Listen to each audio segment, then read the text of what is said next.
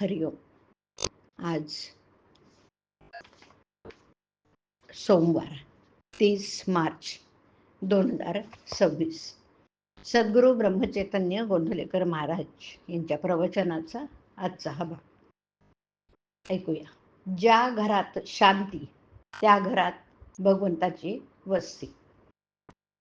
गृहस्थाश्रमासारखा आश्रम दुसरा नाही खास. नीतिधर्माचं रक्षण यासाठीच विवाहाचं कारण. ज्या घरात राहते शांती त्या घरात भगवंताची वस्ती.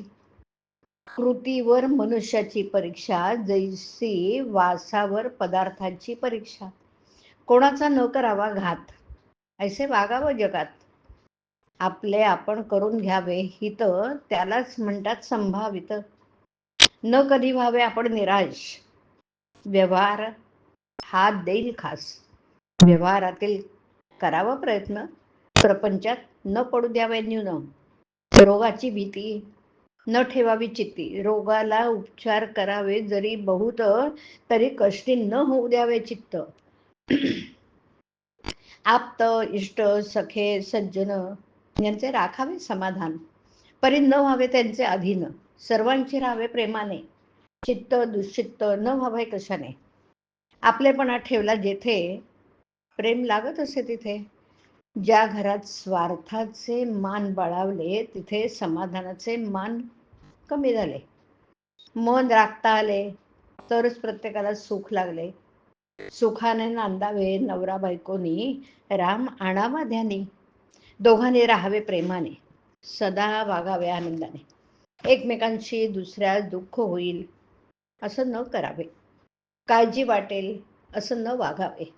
घरातील माणूस मार्गाने चुकले त्यास प्रायश्चित्त हवं खरं, पण ते नसावे जन्माचे. तेवढ्यापुरते असावे साचे. एखाद्याचे हातून करू नये असे कर्म झाले तरी त्याला सुधारण्याच्या मार्गाने सर्वांनी वागावे. आचरण शुद्ध असावे. एक पत्नीव्रत सांभाळावे. प्राण गेला तरी परद्वार करू नये. कोणतेही व्यसन करू नये. नीच संगत धरू नये. भलते काम करू नये. गृहछिद्र कोणाला सांगू नये. आपला बोज आपण घालवू नये. विश्वासघात कोणाचा करू नये. पर दुःख हसू नये. देह दुःखे त्रासू नये. केला उपकार बोलू नये. मुला बाळां सांभाळून राहावं. प्रपंचात कधी उदास न व्हावं. प्रेमाने वागावे सर्वांशी. सुख राहे निस्वार्थापाशी. आई वडिलांची आज्ञा पाळावी. चांगल्याची संगत धरावी. अभ्यासात लक्ष ठेवून राहावं.